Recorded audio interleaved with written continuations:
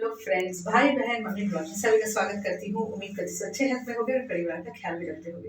तो यहाँ पे ध्रुव की मम्मी आई है शिकायत लेके राधिका की मम्मी के पास, और राधिका की मम्मी से उनका एक ही कहना है कि तुम लोगों ने मिलके मेरे बेटे को फंसाया है, मेरे बेटे से गुनगुन की शादी करवाई है, और भगवान तुम लोगों का भला कभी नहीं करेगा। इसी धरती पे पाप पुण्य का हिसाब होगा।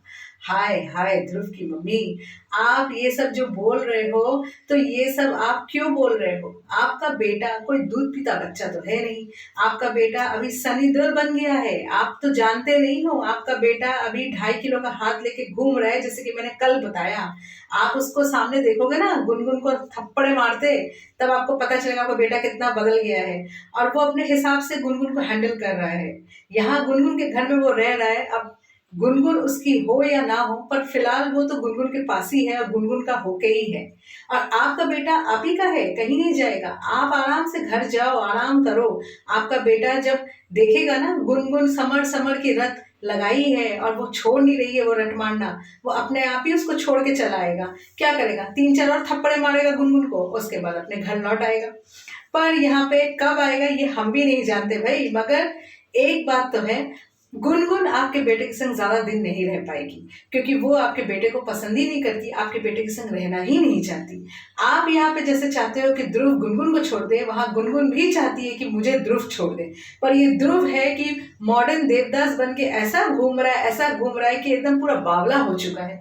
इसके अंदर अपनी कोई बुद्धि अब रही नहीं है। ऐसा लग रहा है जैसे इसको कोई मंत्र पढ़ के गुनगुन पिला दिया गया है। वो गुनगुन गुनगुन गुनगुन करता है, जैसे गुनगुन समर समर करती है। तो हमें तो यही धुन सुनाई देती है कानों में। आप आराम से रहो, आप किसी को श्राप देने से कोई फायदा नहीं है, क्योंकि आपने गुनगुन को जो अपनी बहू बनाया, तो वो आपने अपने होशो आवाज में बनाया। आपको सब कुछ पता था कि गुनगुन समर की थी, समर से शादी हुई थी। बस ये चीज जो अभी गुनगुन अभी राग अला पड़ी है नया नया, कि शादी के पहले से प्रेग्नेंट हो गई थी और शादी के पहले ये बच्चा आ गया था, ये सब वो बनावटी बोल रही है।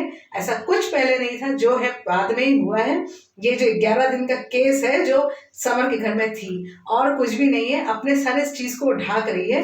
अगर ऐसा होता तो ये तो ध्रुव से फिर शादी ही नहीं करती। उसका तो सपना ही था समर की माँ, बच्चे की माँ बनना।